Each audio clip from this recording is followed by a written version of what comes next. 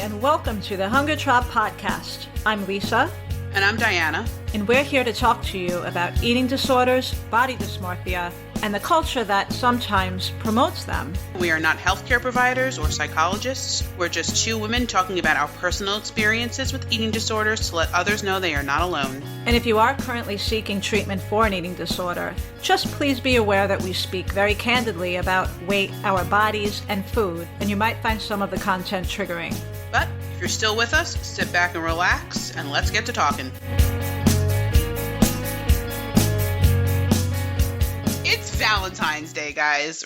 It's actually, if you think about it, the most egalitarian Valentine's Day of all time. Because whether you are in love or you hate like everybody in the whole world, we're all sitting on the couch doing absolutely nothing this year. That's true. I mean, and actually this Valentine's Day, there's a lot of pressure both off and on. So I feel like for single folks, a lot of pressure off because you're not feeling like, oh, I should be coupled up right now, right? And then for married folks, it's like, how am I going to make this stupid fucking holiday special when all I do is, sit on the couch and eat Cheetos and, dream about gone girling myself? Have you been getting as many lingerie ads as I've been getting? Every single time I'm on a social media, I feel like I see a lingerie ad. Oh, please. My husband's constantly hanging over my shoulder because he's like, what are you looking at? I'm like, it's not porn. It's Facebook, believe it or not. Exactly. It's always tits and ass, every time I scroll, yeah. And I think I liked maybe like one lingerie company, and since then, it's just all I see now. Right. I mean, and so what better time than Valentine's Day to talk about lingerie and the undergarment industries and the love-hate relationship women seem to have with them. Most women, we have personal experiences with lingerie and the messages they told us about our bodies and like our place in the world as women. But we also have different body types, Lisa and I, and so there's different marketing geared to different body types, and we're wondering, does lingerie respond to women's body desires, or does it create them? And is it even for women at all, or is it for men? Maybe it's all the above. And there seems to be a movement of empowerment, like finding empowerment through your lingerie or your sexy clothes. And is that true, or are we just kidding ourselves? I feel like up until like very recently, it was in your face that the lingerie that you were wearing was for the man that you were with. Right. But feels like the marketing has to change in order to appeal to this newer generation of women who want to feel empowered in what they're wearing. They don't want to feel like they're wearing anything for anyone else. Have you ever seen Mad Men? Yes, of course. I loved it. Okay. I love the show. And for anyone who hasn't seen it, it's about the advertising industry in the 1960s. And the main character, Don Draper, played by John Hamm, I always remember this line when I look at these ads. He said, if you don't like what's being said, change the conversation. Mm-hmm. We don't want to hear that this stuff is for men. Change the conversation. And now even I'm thinking in my head, should I be like slinking around in lingerie? Is it like an empowering thing for a woman to take control of her sexuality that way? But something feels like maybe I'm still being duped. Yeah. How we both responded to different lingerie marketing is interesting. So my experience with undergarments, it starts and it stops with the Wonderbra. Because as a woman with more modest breasts, I guess, everywhere I look, I'm being told that I was being told when I was younger, that your boobs should be up to your neck. So I learned very early on that the first purchase that I had to have in my lingerie drawer was a Wonderbra. I did a little bit of research into the Wonderbra because I was like, wow, where did this thing come from? Was this like a 90s design or what? And it has a pretty interesting background. The first padded bra was invented in the 1960s, and it was a response to women who were stuffing their bras at the time so that they could look like these actresses like Marilyn Monroe and Jane Mansfield. The Wonderbra was created in 1964 by a Canadian woman. Her name, I'm going to butcher it, was Louise Poirier. I just totally butchered that. But she was from a place called the Canadian Corset Company. I can't help you with the French. No, I can't. I took Spanish in school. I know. But it's interesting. It was created by a woman. It was considered at the time a very liberating type of undergarment because, of course, before then, women were wearing girdles and they felt very restricted. But then feels like Louise, Miss Louise, French Louise, didn't have very good timing because just like a few years after that, it became unstylish to wear a padded bra. In like the late 60s and 70s, women were becoming more liberated and they were in the workplace more. And the sort of more waif look became the trend, right? So this bra kind of fell out of favor. Almost like happenstance, it didn't come back until I was like 14 years old, Diana. So in 1994, Bali, the company Bali, introduced the Wonderbra to the US market. It cost $26 at the time, which wasn't chump change in the 90s. It sold at a rate of one every 15 minutes. There were a few different varieties of the bra. The most extreme was this one that you would like pump up. Yeah, kind of like the Reebok pumps but for your titties. Yes, exactly. Oh, okay. You pumped it up. So you could like go up 2 cup sizes or whatever. Then I think there was like a more normal one with just padding. But the ads at the time, and if you grew up in the 90s, you remember them, because they were just gigantic billboards with this Czech model, Eva Herzegova. And the slogans were, "Look me in the eyes and tell me that you love me. Who cares if it's a bad day?" And then the one that stood out the most controversy was, "Hello, boys." But she was just there in the Wonderbra with "Hello, boys." Oh, yeah. They were pumped all the way up to heaven and "Hello, boys." So at the time, there was this third wave feminism movement happening. Feminists, though, were pretty split on how they felt about the bra, which I thought was interesting. You might you might think that they were just going to be against it and against the ads. But there was actually feminists like one woman, Louisa Saunders, who said that because the woman in the ad was inviting attention, like, hey, look at me, look at my breasts, it's very different to being subject to the male gaze. Interesting. When they marketed this bra years later, like when they remarketed it, they actually used the slogan, what was it, "Hello Me"? Oh, instead of "Hello, boys." "Hello Me" instead of "Hello, boys." Okay. And back to that Don Draper quote, right? Oh, it's not about the boys anymore. It's about like, look at me in my Wonder Bra. I bought my first Wonder Bra at the horrible Queens Mall. Did you take the Q11 to get there? I probably took the Q11 to get there.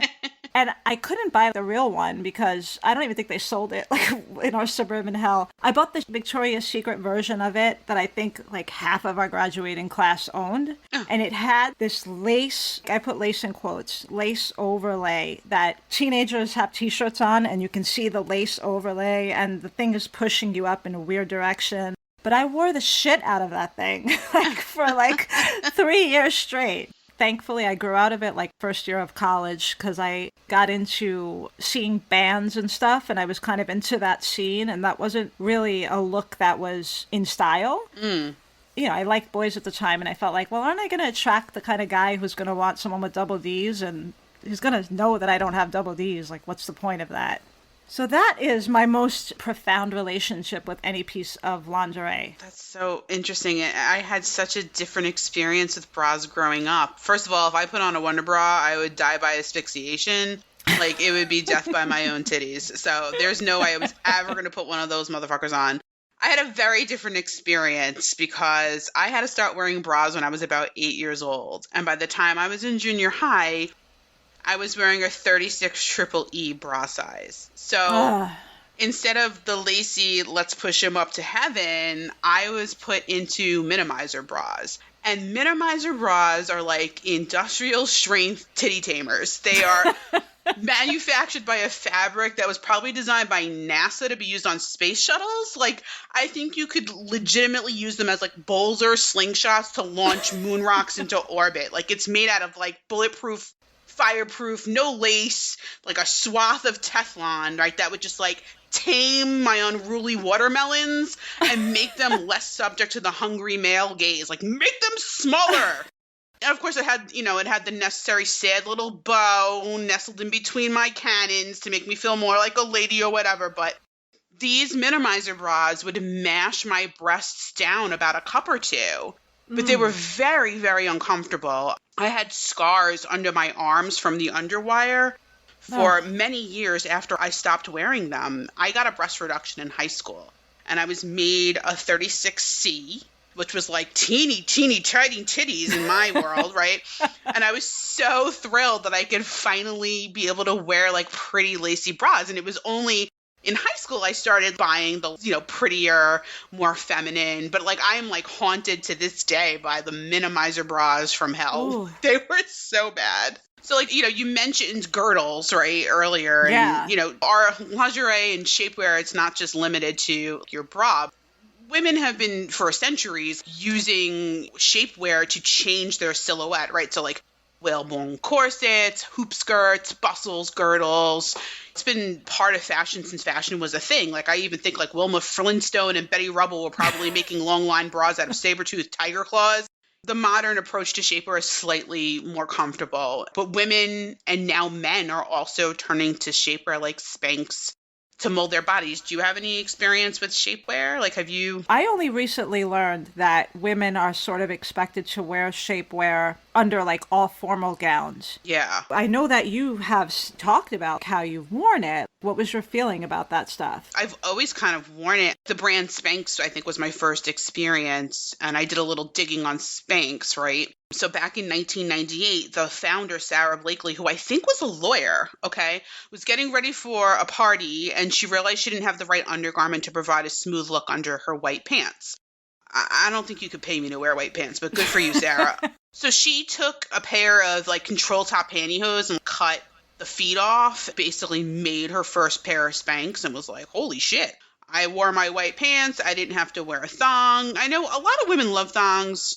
I don't like them. I think they're practical, though. I don't love wearing them, but under yoga pants or whatever, and when you go to the gym, I don't know. I wouldn't feel comfortable not wearing them. It's so funny because I'm like, guess what? I wear underwear, and you saw my underwear lines at the gym. Like, congratulations. Would you like a cookie? Like, I don't care. I'm so brainwashed. Like, oh, I don't want anybody to know that I actually wear underwear. Let me get something. Let me get some ass floss and just... Even better, like now that there are these seamless underwear out, that's all I want to buy. Oh, I love those. I'm so embarrassed that I wear any underwear at all that I have to buy the seamless ones now. Well, actually the underwear that I love is from Soma, and it's called Vanishing Edge. Don't let anybody know you're wearing panties. Vanishing Edge. It just goes into the Bermuda Triangle of underwear. It's just gone. But it's got this like it's not elastic. It's like a rubber.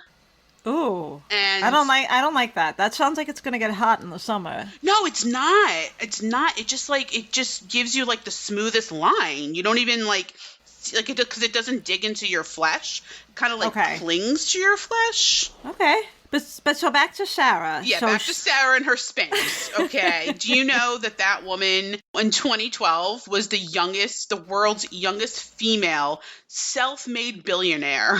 Wow. Her and her scissors and her control top pantyhose, she kind of took over the world of shapewear. Yeah. And, guess what? Men are not exempt. Because I got an email about man Spanx for Valentine's Day, and I was like, should I buy my husband man Spanx for Valentine's Day? Like, honey, I think you would look really good in this. I don't even what are you smoothing out the balls? What do you do with man Spanx? I don't know. But also the curious thing about that is if your husband or boyfriend gets an ad for Spanx no, you do not buy your girlfriend or wife Spanx. I mean, listen, as somebody who's lost over 100 pounds, I will say that wearing shapewear, it definitely makes me feel more confident because I have like a loose skin and lumps and bumps, and shapewear kind of smooths it out. Okay. And I do know like very slim women who wear shapewear too because they don't like thongs, or like the thong will kind of like dig in at their hip and give them like that hip bump. Yes. Yeah.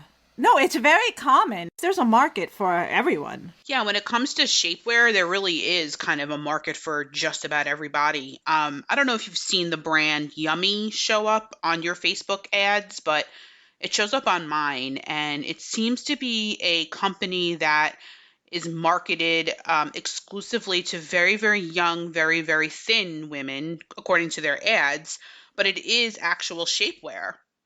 And if you click on their link, they have a whole plus size line. If you click on their website, you would never know from their Facebook ads. And then if you go into the comments section, like, there's a lot of woman on woman hate that goes on. But I'm surprised that they even do that, because I see like the most popular ads for like Fenty and those lingerie companies that use, and now Fenty really uses like, they don't just use quote plus size models, you know what I mean? Like perfect proportions.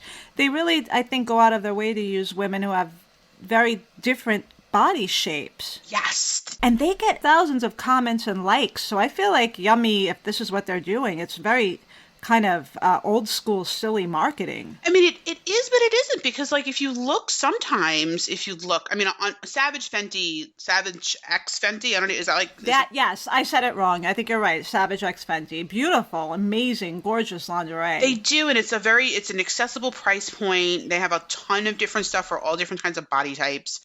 You know, they even, if you go to their website, like they celebrate fearlessness, confidence, and inclusivity. So that's gender fluid, body size inclusive, like all kinds of sizes. It really is amazing. But if you look at comments on something like Savage, X Fenty, and then or Adore Me, like anybody who shows larger models, there are people who post there that say like, I don't want to see larger bodies in lingerie, or I feel like you are promoting obesity. And it's like, you can't buy obesity on fucking Savage X Fenty. Like, what do you mean they're promoting it?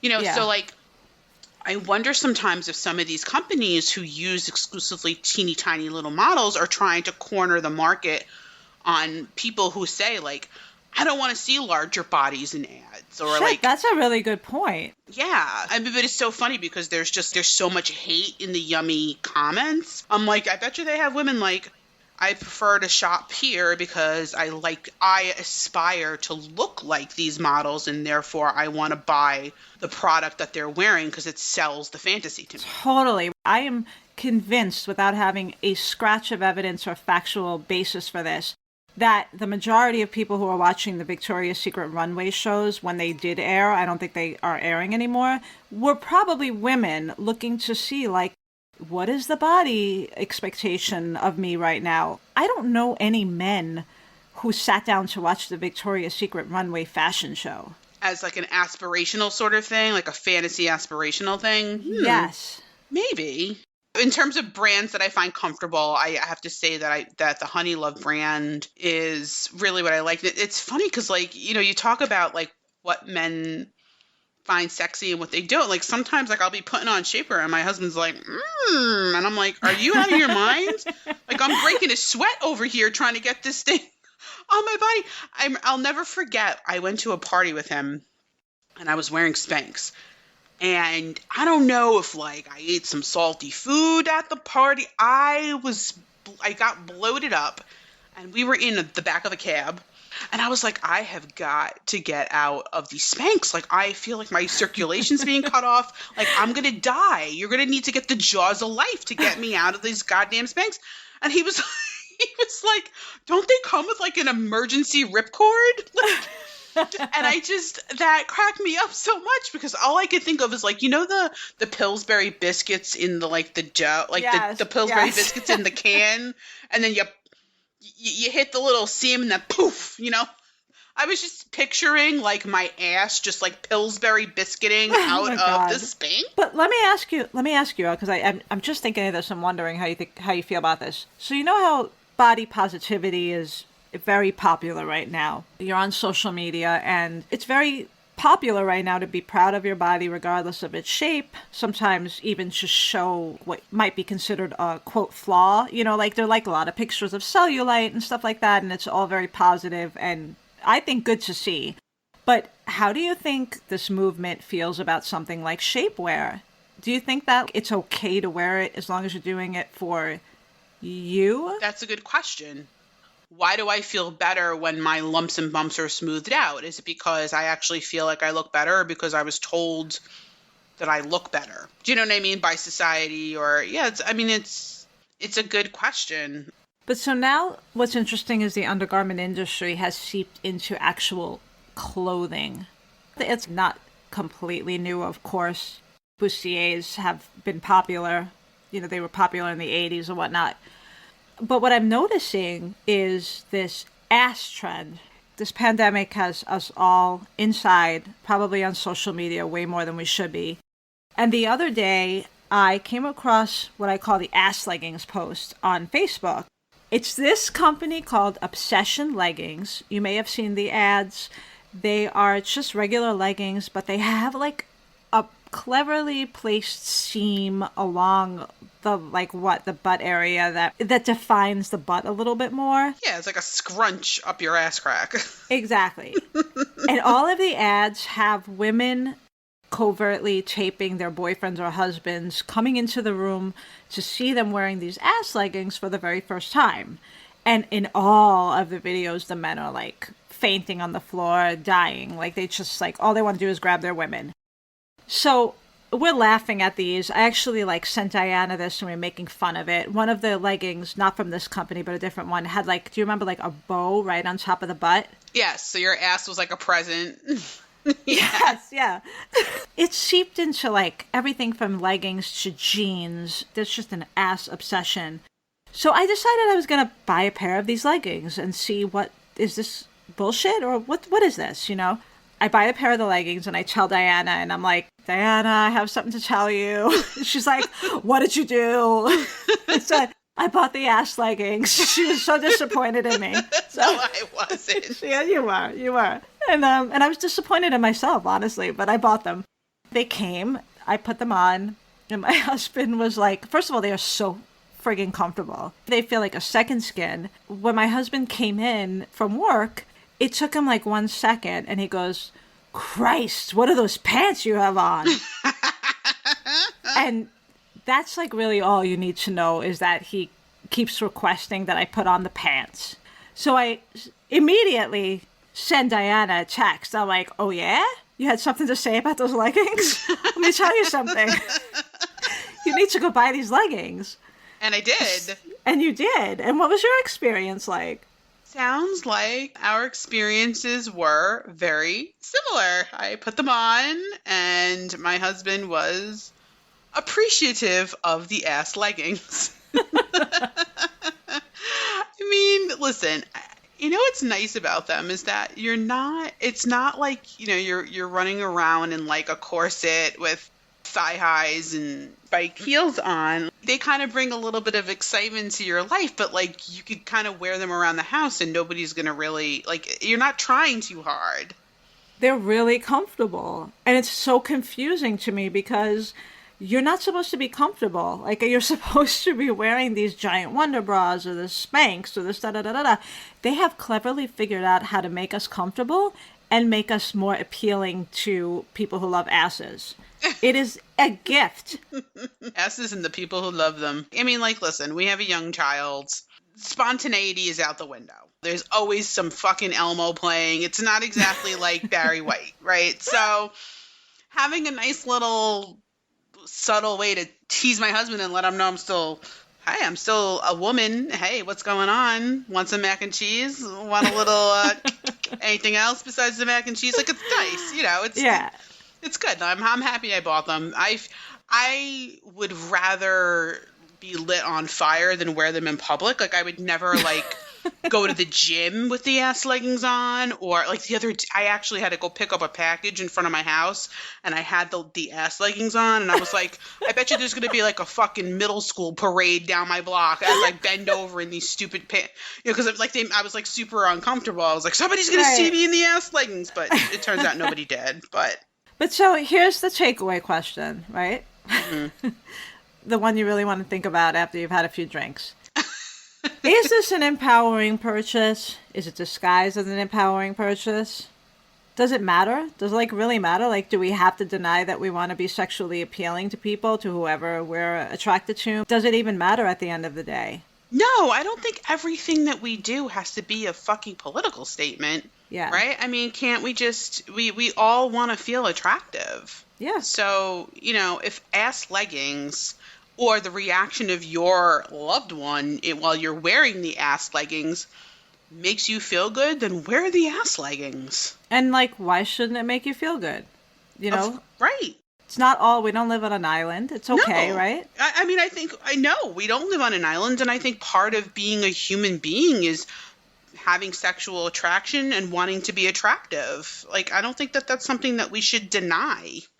So I think the takeaway is that, you know, in this time of body positivity, you should wear what makes you feel happy and comfortable. I don't think you need to deny that you want to be attractive to, you know, either, you know, to whatever group of people who you want to be attracted to, you. And it's okay to want to be desired, and it's okay to wear what helps you feel your best and sexiest. I feel the same way. Yeah, absolutely. I mean, I think that, I mean, the sexiest thing you could wear is confidence. They don't sell that anywhere, people. You got to just come up with it yourself. Although the ass leggings people will be onto it. So give them a year in the lab. And on that note, you can catch up with us on Instagram at hunger_trap_podcast, or on Facebook at the Hunger Trap Podcast, or send us an email at thehungertrappodcast@gmail.com. Stay sexy, my friends. Happy Valentine's Day! Happy Valentine's Day!